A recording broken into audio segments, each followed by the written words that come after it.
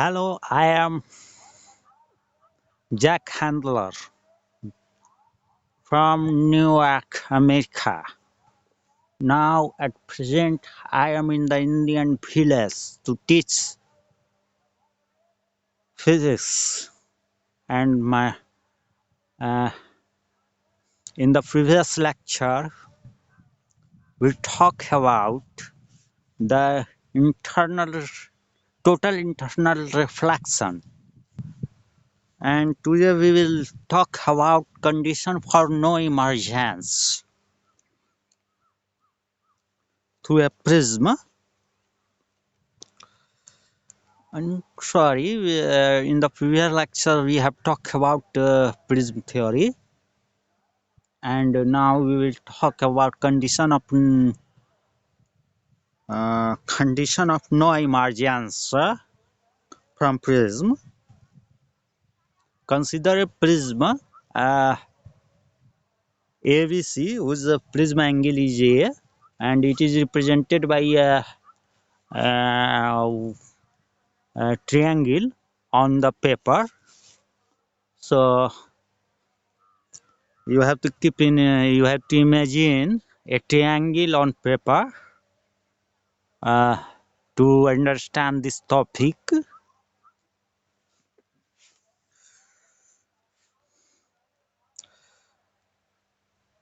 Consider a ray incident on the face AB, making at angle I1, angle of incidence is I1, and the point of incident is P.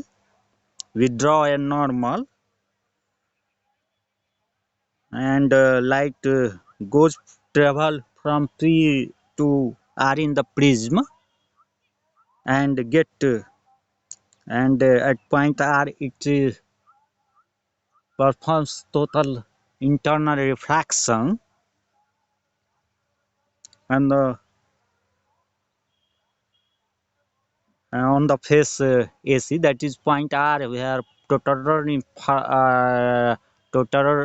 internal reflection take place, is on face AC. So we have a quadrilateral PARQ and a triangle PQR or PRQ. We have drawn a normal at point P and again a normal at point R, which cut each other at point Q, and the angle of PQR is theta. Now the light will not emerge out of a prism in this prism for all values of angle of incidence if at face AB, that is angle of incidence I1 is maximum, that is 90° at face AC.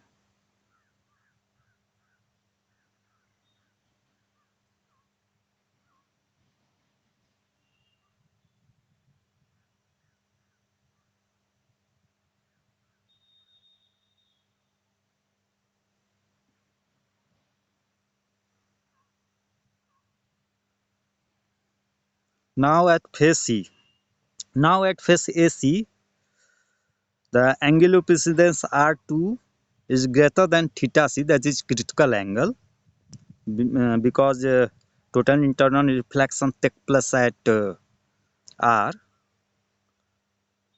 at point R. So we can write R2 greater than theta C, where theta C is the critical angle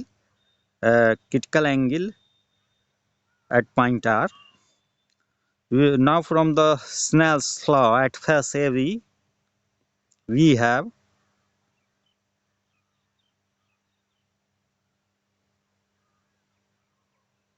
now Snell's law from at face AB, we have mu1 sine I1 equals to mu2 mu sine R1, because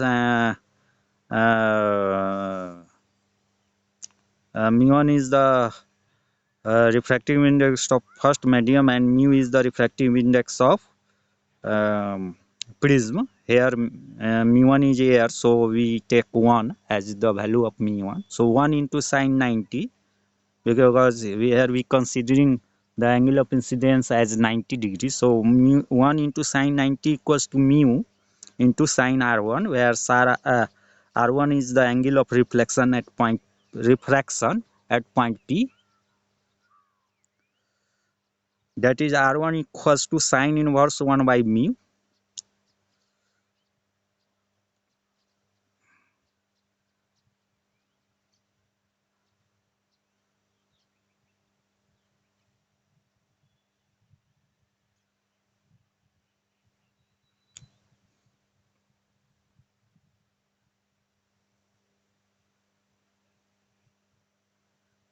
Or r1 equals to theta c.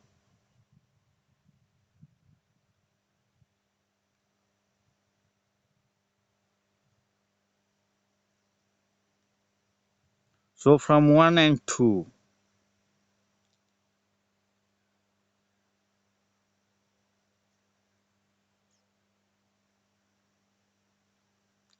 r1 plus r2 greater than equals to 2 theta c. However, in a prism, r1 plus r2 equals to a, because in triangle PQR we have r1 plus r2 plus theta equals to 180,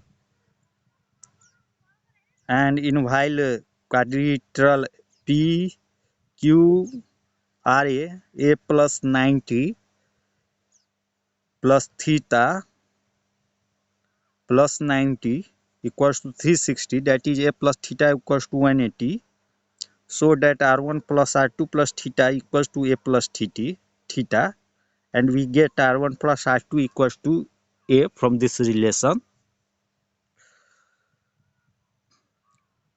So from equation 3 and 4, we have a greater than 2 theta c.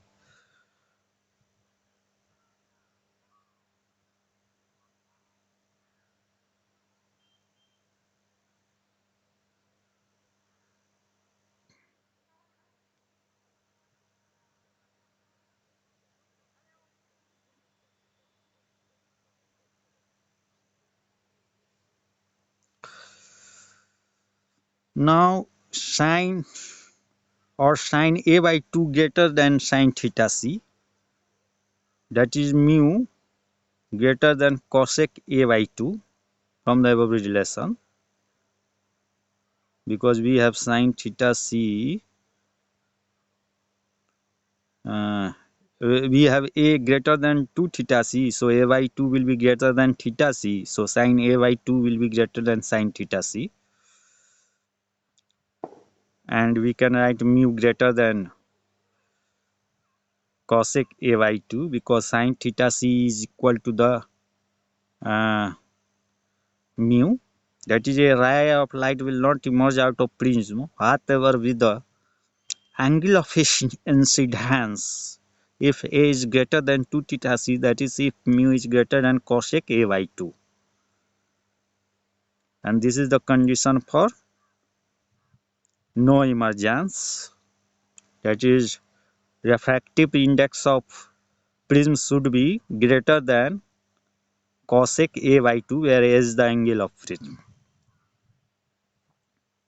Now condition for gauging emergence: if a ray can emerge out of a prism, the value of angle of incidence I1, for which angle of emergence I2 is 90 degree, is called condition of gauging emergence. That is at phase AC, the emerging light moves along AC at point of incidence at R.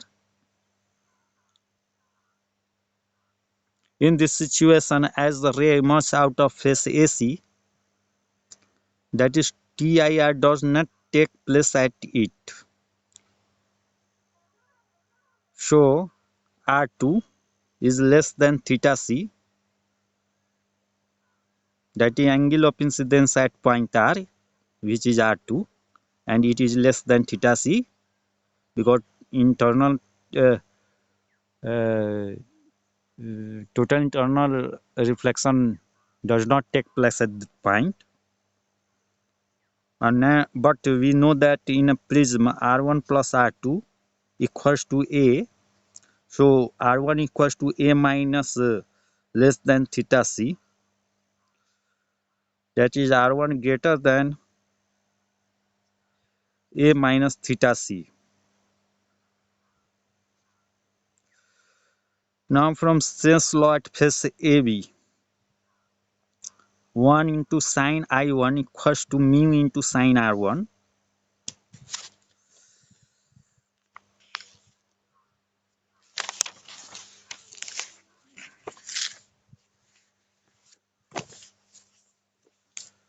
Which in light of equation 2 gives sine I1 greater than mu into sine A minus theta C.